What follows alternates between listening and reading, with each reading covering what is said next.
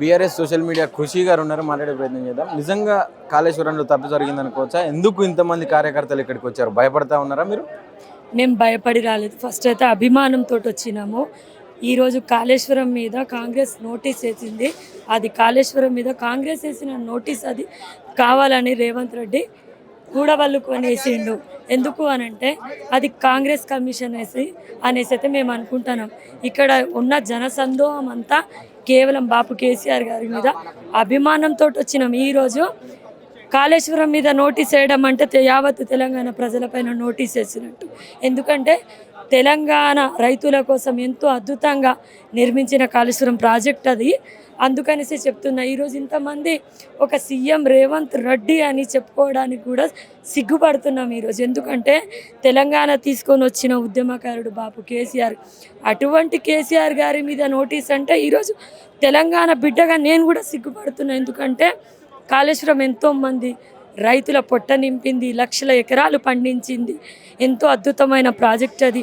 3 బ్యారేజీలు, 15 రిజర్వాయర్లు, 19 సబ్ స్టేషన్లు, 21 పంప్ హౌస్లు, 200 కిలోమీటర్ల టనెళ్ళు, 1531 కిలోమీటర్ల కాలువలు, 141 టీఎంసీల సామర్థ్యం కలిగిన రిజర్వాయర్లు, 200 మీటర్ల అది ఎత్తుకు నీళ్లు లిఫ్ట్ చేసే వ్యవస్థ, 530 మీటర్ల నీటిని ఎత్తు చేసే వ్యవస్థ, 240 టీఎంసీల నీటి వినియోగం. అమ్మ ఇట్లా చెప్పుకుంటూ పోతే కాళేశ్వరాన్ని ఎండగొట్టి ఆ నీళ్లు ఆంధ్రాకు అందించి దానిని మన కాంగ్రెస్ ప్రభుత్వం కోడిగుడ్డు మీద ఈకలు పీకిన లెక్క చేస్తుంది. కేవలం కాంగ్రెస్ ప్రభుత్వం కేసీఆర్ గారి పరువు ప్రతిష్టలు దెబ్బ కొట్టాలని చూస్తుంది, కానీ తెలంగాణ ప్రజల కడుపు నింపాలని చూస్తలేదు. లక్షల కోట్ల అవినీతి కుంభకోణం జరిగిందని చెప్తుంది. 80,000 లక్షల కోట్లతోటే కాళేశ్వరం ప్రాజెక్టు కట్టినప్పుడు లక్షల కోట్ల అవినీతి ఎట్లా జరుగుతుంది? కేవలం ఒక్క పిల్లేరు సాకు పక్కన పెట్టేసి, అంటే మనం ఇల్లు కట్టుకున్నప్పుడు అందులో ఒక్క పిల్లేరు కుంగిపోతే ఇంటిని మొత్తం కూలగొట్టేస్తామా? కాదు కదా. అట్టనే కాళేశ్వరం ప్రాజెక్ట్ని రిపేర్ చేసి రైతులకు నీళ్ళు అందించామంటే నీళ్ళు అందిస్తలేదు. అది దొడ్డిదారిన ఆంధ్రకు నీళ్లు తరలించే ప్రయత్నం. ఎందుకంటే చంద్రబాబు నాయుడు ఇప్పటికి కూడా మన సీఎం గారు చంద్రబాబు నాయుడు గులాంగిరిలోనే పనిచేస్తున్నారు, కానీ సొంతంగా అయితే పనిచేస్తలేరు. తన కనుసైగల పైన ఈరోజు మన తెలంగాణ ప్రభుత్వం నడిపిస్తున్నది మన రేవంత్ రెడ్డి గారు. రైట్, మనతో పాటు రజితా రెడ్డి గారు ఉన్నారు, మాట్లాడదాం.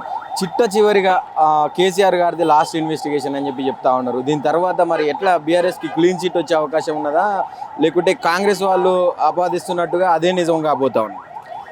కాంగ్రెస్ ఏదైతే ఈ కేసీఆర్ గారి మీద బురద జల్లాలన్న ఉద్దేశంతో ఏవైతే ఈ నోటీసులు పంపించారో యావత్ తెలంగాణ సమాజం కూడా ఖండిస్తున్నది. ఇలా కాళేశ్వరంతో లక్షల ఎకరాల పంటలు, ఇలా మాగాని పచ్చని పసడి పంటల తెలంగాణ, నా తెలంగాణ 1 కోటి ఎకరాల మాగాణం కావాలని కలలు కన్నట్టుగానే కాళేశ్వర ప్రాజెక్టు కట్టిండు.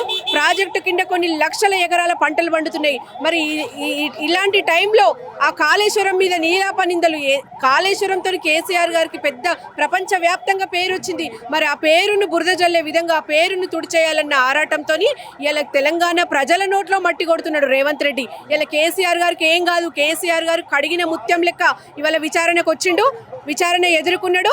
ఇలా జరిగిన వాస్తవాన్ని వివరించిండు, ప్రజల ముందు కూడా వాస్తవాలను పెట్టిండు. ప్రజలకు కూడా అర్థమైంది. మరి ఈ సన్యాసి ప్రభుత్వానికి ఎందుకు అర్థమైతలేదు నా క్వశ్చన్. ఇలా 2 ఏళ్లలో తెలంగాణ రాష్ట్రాన్ని అధోగతి పాలు పట్టించిండు. ఇలా 47వ ఢిల్లీకి వేయిండు. మరి తెలంగాణ పాలనను, తెలంగాణ ప్రజలను వదిలేసి ఇలా ఢిల్లీకి చక్కర్లు కొట్టడం, ఆయన సీటు కాపాడుకోవడం, ఇక్కడ నుంచి మూటలు తీసుకుపోయి అధిష్టానాన్ని మెప్పించుకోవడం తప్పితే తెలంగాణ ప్రజలకు రేవంత్ రెడ్డి ఏం చేస్తలేడు. ఇలా కేసీఆర్ గారి టైంలో రైతులు ఎంత సుభిక్షంగా ఉండే పచ్చని పసడి పంటల తెలంగాణ మాగాని ఇలా బీడుబాడిన పొడాలలో నీళ్లు బారించిన ఘనత కేసీఆర్ గారిది. ఇవాళ 3 పంటలు తదేకగా పండిన రోజుల నుంచి ఇలా కనీసం పండిన పంటను కూడా కొనే నాడురే లేడు. ఇలా కల్లాలలో పంటలు ఎండిపోతున్నాయి. ఇవాళ ఐకేపీ సెంటర్లలో పంటలు ఉన్నాయి. ఇలా కనీసం కొనాల్సిన టార్గెట్కు 30% కూడా రీచ్ అవ్వలే కాంగ్రెస్ ప్రభుత్వం. కనీసం ఇస్తానన్న 500 పంట మీద 500 ఎక్స్ట్రా బోనస్ ఇస్తాడు. బోనస్ కాదు కదా, మద్దతు ధర కూడా ఇస్తలేడు ఆయన. కనీసం పండించిన పంటను కూడా కొనలేని అసమర్థ ప్రభుత్వం ఇలా కాళేశ్వరం నోటీస్తోని కేసీఆర్ గారి మీద బురద జల్లాలన్న ఒక కపట ఒక కుట్ర చేసింది కానీ ఇలా రాష్ట్ర ప్రజలు పార్టీలకు అతీతంగా తిప్పికొట్టిర్రు. కేసీఆర్ దిక్కుంది ఇలా రాష్ట్ర ప్రభుత్వం, అంటే రాష్ట్ర ప్రజలు ఇలా ఏదో ఈ కాంగ్రెస్ కమిషన్లతోటి ఏదో ప్రజలను మభ్యపెట్టాలి, కేసీఆర్ గారిని బదనం చేయాలని చూస్తే ఎట్టి పరిస్థితుల్లో కూడా జరగదు. ఇవాళ అంటే తెలంగాణలో పండించినటువంటి ధాన్యమే కావచ్చు, ఈ సుభిక్ష తెలంగాణనే కావచ్చు, అన్ని వర్గాల ప్రజలే కావచ్చు, ఇలా రైతులు, విద్యార్థులు, నిరుద్యోగులు, మహిళలు ఎంత సుఖశాంతులతో వర్ధిల్లిండ్రు కేసీఆర్ గారి టైంలో. ఈయన వచ్చిన 2 ఏళ్లలో అన్ని వర్గాల ప్రజలు కూడా ఇట్లా హింసించి రాక్షస పాలన చేస్తున్నాడు. ఈ కాంగ్రెస్ కబంధ హస్తాల నుంచి తెలంగాణ రాష్ట్రం విముక్తి చేయాలని కేసీఆర్ గారిని వేడుకుంటున్నారు సబ్బండ వర్గాల ప్రజలు.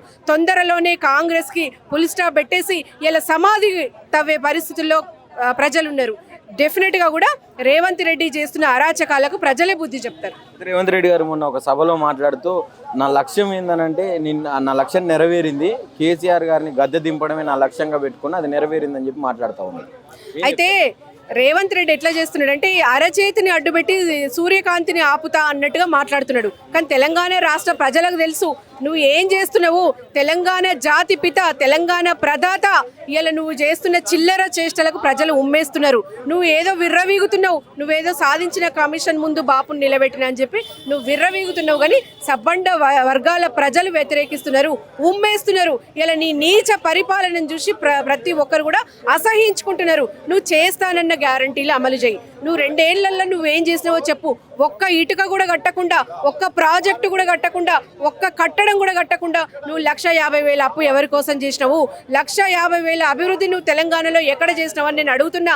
ఇవాళ తెలంగాణ సుభిక్ష తెలంగాణను ఇవాళ మొత్తం కుక్కలు చింపిన విస్తర్లాగా చేసినావు తెలంగాణను. ఇలా అన్ని వర్గాల ప్రజలను బాధ పెట్టుకుంటా ఇలా తెలంగాణ ప్రదాతని ఇబ్బంది పెడితే నీకు సాధించేది ఏం లేదు. తెలంగాణ ప్రజలు ఉరికిచ్చి కొట్టే రోజులు వస్తున్నాయి.